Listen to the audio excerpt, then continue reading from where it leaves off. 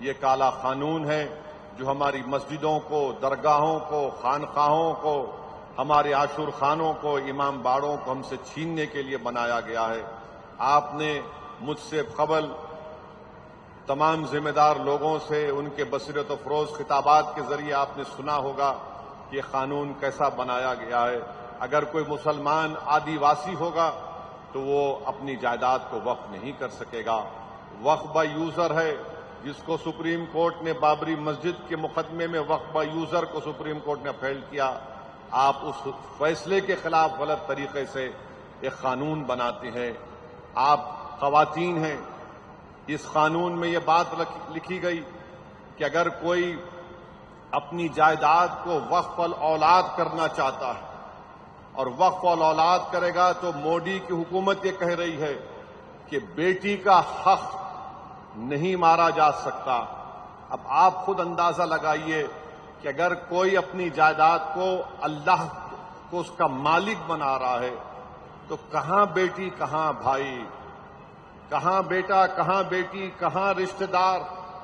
مگر یہ حکومت کہتی ہے کہ وقف الاولاد آپ اس وقت تک نہیں کر سکتے جب تک کہ آپ یہ بتا نہ دیں کہ بچوں کا حق نہیں مارا جائے گا۔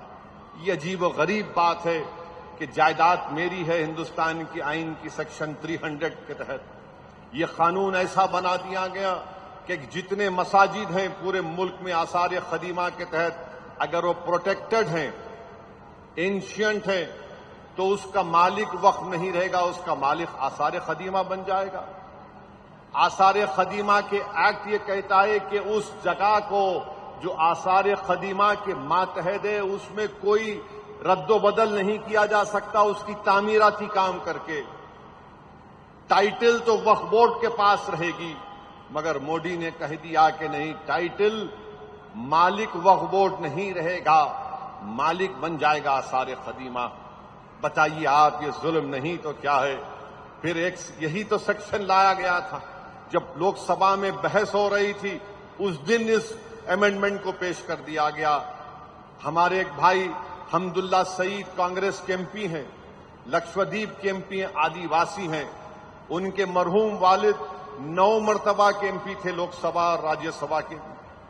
اب آپ کہہ رہے ہیں کہ آدیواسی اپنی جائیداد کو وقف نہیں کرے گا، تو یہ اس طرح کے غلط قوانین بنا کر مسلمانوں سے ان کی جائیدادوں کو چھیننے کا کام کر رہی ہے۔ میں اس موقع پر ہمارے محب اللہ ندوی صاحب کا بھی شکریہ ادا کروں گا کہ ہم تمام اراکین نے مل کر اس پارلیمنٹ کی جوائنٹ ورکنگ کمیٹی میں بڑی محنتیں کی، بڑی جستجو کی، ہم نے پوری کوشش کی کہ ہم اپنے موقف کو سامنے رکھ سکیں۔ اسی لیے ہم نے اس جوائنٹ ورکنگ کمیٹی کی رپورٹ میں ہم نے اپنے ڈسنٹ رپورٹ کو بھی دیا ہے، میں نے دیا، مولانا محب اللہ ندوی صاحب نے دیا، اور مولانا محب اللہ ندوی صاحب رامپور کے ایم پی بھی ہیں اور پارلیمنٹ کے سامنے جو مسجد ہے اس کے امام بھی ہیں۔ یہ قانون یہ کہہ رہا ہے کہ پارلیمنٹ کے سامنے کی مسجد وقف کی نہیں رہے گی، گورنمنٹ کی پراپرٹی ہو جائے گی۔ آپ بتائیے، جس مسجد کا امام ایک ایم پی ہو، بحیثیت امام ان کا تقرر دلی وقف بورڈ نے کیا، یہ قانون یہ کہہ رہا ہے کہ ہم اس مسجد کو مسجد نہیں مانیں گے، گورنمنٹ کی پراپرٹی بنا دیں گے۔ کیسے کوئی خاموش بیٹھ سکتا ہے؟ بتائیے آپ۔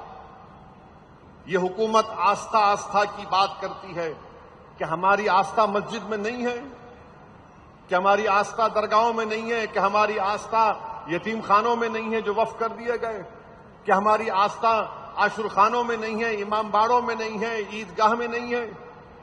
آخر کیوں اس طرح کا قانون بی جے پی حکومت نے بنایا؟ صرف مسلم دشمنی کی بنیاد پر۔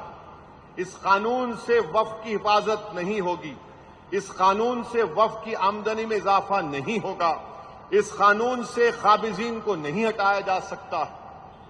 مانے جو 12 سال سے قبضہ کر کے بیٹھا وہ مالک بن جائے گا، اور پورے ملک میں پروپیگنڈا بی جے پی والے کر رہے ہیں ایسا نہیں، سب جھوٹ ہے۔ یہ قانون صرف بنایا گیا مستقبل کو سامنے رکھ کر۔ اگر یہ قانون رہے گا تو یاد رکھیے، آر ایس ایس کے پاس ایک لسٹ ہے جو ان کا ماننا یہ ہے کہ تاریخ کے کسی وقت میں مساجد نہیں تھے، کسی اور کی عبادت گاہ تھی، تو صرف ان کو کرنا یہ ہے کہ کلکٹر کے پاس جا کر ایک درخواست دینا ہے کہ یہ مسجد نہیں ہے، اور کلکٹر انکوائری آرڈر کرے گا۔ اس کے بعد سے جب تک انکوائری کی رپورٹ مکمل نہیں ہوتی وہ وقف کی جائیداد نہیں رہے گی۔ آپ سن کر کہہ رہے ہوں گے کیا بات کر رہے ہو، انکوائری پہ میں اپنی مسجد کو کھودوں گا؟ جی ہاں، اگر کلکٹر کے پاس کوئی شکایت کرے گا تو انکوائری پر آپ مسجد کھودیں گے۔ جب تک کہ انکوائری مکمل نہیں ہو جاتی کلکٹر انکوائری آرڈر کرے گا، آپ انتظار کرتے رہیے۔ کوئی بھی جا کر کمپلین کر دے گا۔ یہ بولتے ہیں پورٹل، ارے پورٹل کیا ہے؟ پورٹل پہ بھی چڑھانے سے پہلے کوئی کمپلین کر دے گا۔ آپ نے ایک سیکشن بنا دیا، اس میں ہمارے داؤدی بورا مسلمانوں کو بدنام کرنے کے لیے داؤدی بورا مسلمانوں نے کہا کہ ہم کو اس قانون کے تحت مت لائیے۔ ہمارے پاس دائل مطلق کا ان کے پاس ایک کانسیپٹ ہے، مگر ان کو استعمال کیا گیا۔ کیوں استعمال کیا گیا؟ یہ بات ذہن نشین کر لیجئے کہ مودی کی حکومت نے داؤدی بورا کو اور کھوجاؤں کو اس لیے اس قانون میں لایا، اس کے دو مقصد تھے۔ ایک مقصد کہ کھوجا مسلمان، ان کا ایک یتیم خانہ وقف تھا جس کو ہندوستان کے سب سے دولت مند آدمی نے وقف کی جائیداد کو 20 کروڑ روپے دے کے خرید لیا۔ آج بمبئی میں سب سے بڑا عالی شان عمارت جو ہمارے ملک کا سب سے دولت مند آدمی ہے، اس نے اپنا گھر بنایا تو یتیم خانے پر بنایا جو وقف کی جائیداد تھی۔ اس کو بچانے کے لیے آپ نے کہا کہ کھوجا بھی ان کا وقف ہوگا۔ کیوں ہوگا؟ کیونکہ انہوں نے ایک وقف ٹرسٹ کے تحت اس کو بیچ دیا تھا، تو اس کی ٹائٹل کو لیگلائز کرانے